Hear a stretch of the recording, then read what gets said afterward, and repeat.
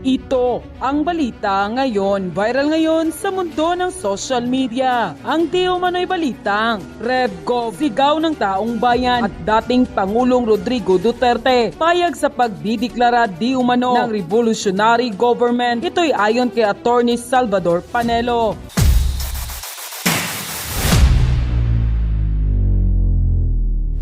At ito na nga mga kababayan, sa isang pahayag kay former Presidential Legal Counsel Attorney Salvador Panelo, tahasan nitong sinabi na nagkausap sila ni dating Pangulong Rodrigo Duterte patungkol sa revolutionary government na gustong mangyari ni Attorney Panelo ay walang pagdadalawang isip si dating Pangulong Rodrigo Duterte na sumang-ayon sa kanya. Payag di umano ang dating Pangulo sa pagdedeklara ng revolutionary government. Ito'y ibinahagi ni Attorney Salvador Panelo kaugnay sa paghahanda ng Commission on Election sa nalalapit na 2025 midterm election. Mas pinaliwanag pa ni Attorney Salvador Panelo kung bakit nais nito ng revolutionary government. Ayon sa kanya, ang sistema natin ngayon ng gobyerno ay kontrolado di umano ng Kongreso dahil pati presidente ay nakokontrol na. Dahil sa loob ng revolutionary government, pati legislation power ng Kongreso ay maaring maibigay sa Pangulo at magiging dalawa ang kanyang hahawakan, ang executive power at ang legislative power. Dagdag pa nga ni Attorney Salvador Panelo, sinabi ng Pangulong Duterte na sabihan si Pangulong Bongbong Marcos na magdeklara na di umano ng revolutionary government. Nilinaw pa ni Attorney Panelo na ang probisyon ng saligang batas, ang trabaho ng isang pamahalaan ay ang bigyan proteksyon ng sambayanan o magsilbi. At kung ngayon, sa pagsisilbi mo, sa pagbibigay mo ng proteksyon, ay nakikita mo ang ilang sektor sa lipunan o ilang sangay ng gobyerno na nagiging sagabal doon sa tungkulin na inatang sayo ng gobyerno at ng estado, ay maaring gumawa ng kaparaanan o pwede kang magdeklara ng batas militar, magdeklara ng revolutionary government. Dahil ayon pa kay Attorney Panelo at dating Pangulong Duterte, maayos na pinamumunuan ni Pangulong Bongbong Marcos ang bansa ngayon. Ngunit tila may mga balakid na kailangan nitong wakasan para mas madali nitong mapamunuan ang ating bansa. Pero ano nga ba ang revolutionary form of government? Ayon sa isang artikulo, ang isang revolutionary republic ay ang pagbuo ng bagong gobyerno pagkatapos buwagin ang isang estado at rehimen. Ito ay nirerepresenta ng mga tao mismo. Mababakante ang lahat ng posisyon ng gobyerno at babango ng isang bagong republika kung saan ang magiging mandato ay para sa tao. Ngunit para sa ibang mga kritiko, ang revolutionary government ay ang magbibigay daan para madaling maimplementa ang mga programa at reforma na ipinaglalaban ng Pangulo. Nang lumabas nga ang balitang ito, marami sa ating mga kababayan ang hindi napigilan ng kanilang sarili na magbigay ng kanilang hinaing at komento sa mundo ng social media. At ayon pa sa kanila, tama, dapat mag-RevGov na lang dahil ang gulo ng Kongreso natin, pati si Pangulong BBM nadadamay sa kanilang pansariling interes. Mukhang kailangan na nga nating mag-revolutionary government dahil overpower na ang Kongreso, pati Pangulo na didiktahan na nila. Wala na tuloy kalayaan na gumawa ng kanasariling plano para sa ikabubuti ng bansa. Oros kontra na lamang ang Kongreso pag di umaayon sa kanilang gusto. RevGov, yan ay yata ang solusyon para itigil ang ambisyon ni Tamba na maging Prime Minister ng bansa. Hindi naman ang kapakanan ng taong bayan ang kanilang totoong layunin, kundi ang pansariling interes lamang. Kakalungkot naman na pati Pangulo nawawala ng kapangyarihan na panguluhan ng bansa. Nasaan na ang pangako na pagkakaisa para umunlad ang bayan? Kaya wala tayong pag-asenso dahil patuloy pa rin ang ligasiya ng mga pinunong self-centered at mga gahaman sa kapangyarihan. Pabor ako sa RevGov. Hanggang kailan ba tayo paikutin ng dilaw? Maiiwan tayo sa buong mundo na pobre pa din. Kailangan na ng tunay na pagbabago sa Pinas. Tama na mga salita nyo, support na tayo. Pabor po ako sa RevGov form of government upang baguhin ang batas maitama dahil kaming mahirap. Inalisan kami ng karapatan dahil sa batas ni Cory.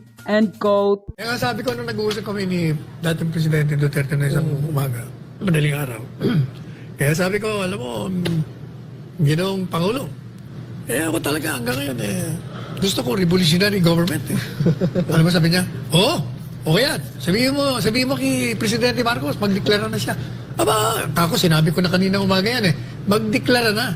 Kasi, magde-declare si Presidente Bongbong. Oo, payag kami Ay kami, diktador siya, okay, ang constitutional dictator. Basta, kasi, ang konsepto namin, ni Presidente Duterte, ever since, hindi pa niya tumatakbo, di ba? 10 taon ko niligawan niya.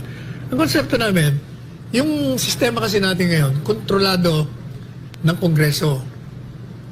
Whether you like it or not, talagang kontrolado ng Kongreso. Pati Presidente nakokontrol eh. Ngayon, kung ang Kongreso, ang kanyang power to legislate, binigay mo sa Presidente, dalawang power na, executive, legislative, parang ng martial law. Pag yan ang ginawa mo, lahat ng mga constraints mawawala sa iyo eh.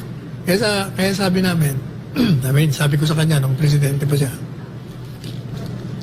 kasi maraming kumukontra doon eh. Ano yan, ang dictatorship yan eh. Hindi alam nyo, ang provision ng saligang batas, klarong-klaro naman sinasabi, ang trabaho ng isang pamahalaan ay ang bigyan ng proteksyon ang sambayanan o magsilbi.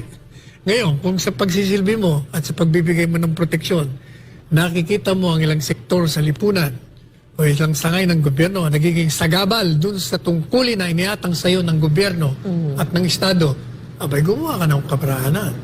At pwede mong gawing magdeklara ka ng batas militar, magdeklara ka ng revolutionary gobyerno.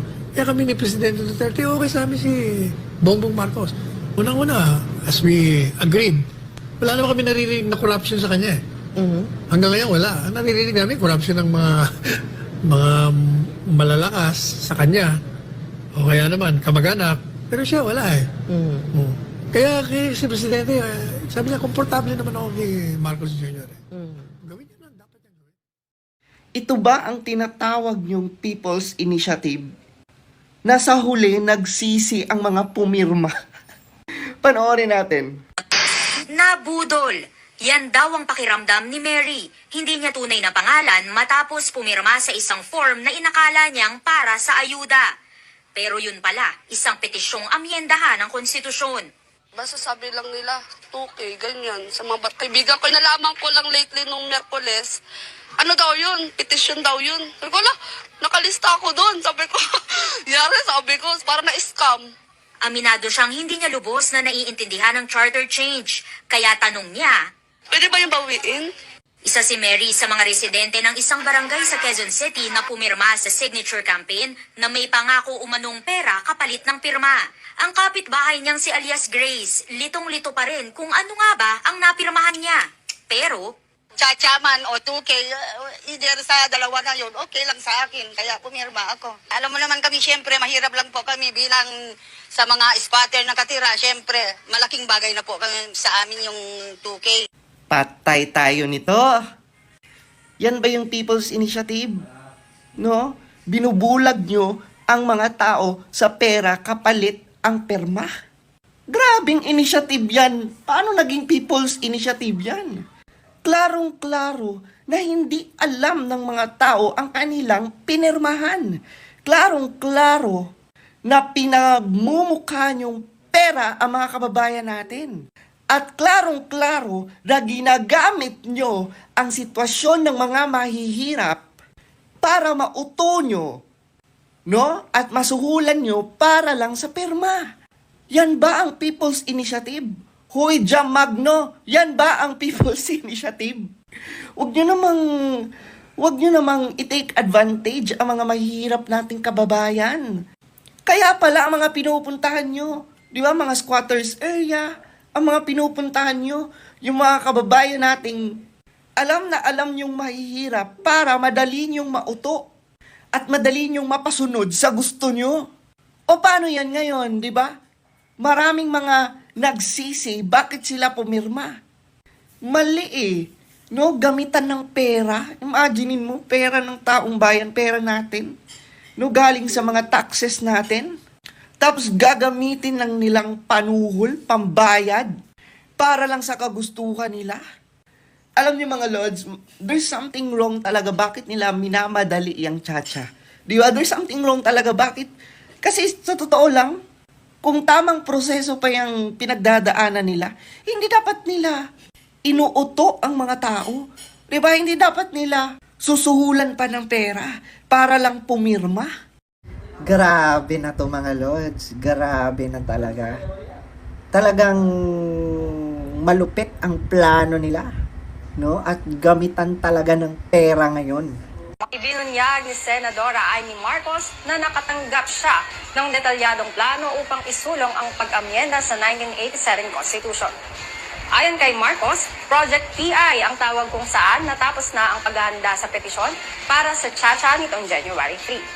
Habang nakatanggap siya ng datos mula sa isang source na binigyan umano ng tig 20 million pesos ang bawat district congressman at alkalde ng malalaking lungsod kapalit ng 20,000 na pirma na pumapabor sa Chacha at nakatakdang i-turn over bukas January 13. Dagdag pa ng presidential sister, kabado na ngayon ang mga kapwa niya senador sa nangyayari dahil lugi sila kapag nagkataon magkakaroon ng joint voting bunsod na rin ng malaking bilang ng kongresista sa Kamara. Sabi, 20 million per district, congressman and alkalde ng mga malalaking lungsod sa Pilipinas. Ang kanilang budget ay 20 million para lang makalikom ng signature. Grabe. Pera man yan ng taong bayan. Di ba, imagine mo, 20 million? Easily lang nilang ipapamigay, ipapamudmud, di ba? Para pang sulsul nila sa tao, para lang mapirmahan yung sinasabi nilang People's Initiative. Grabe. Lahat talaga gagawin nila. Actually, bakit pa kailangan ng 20 million? Kung maganda talaga yung charter change, di ba? Kung maganda talaga yung Chacha, bakit pa kailangan magmudmud ng milyon-milyon? Di ba, para lang sa pirma? Sure kayo? Mapupunta yung 20 million sa mga Pilipino? I don't think so, di ba? Grabe.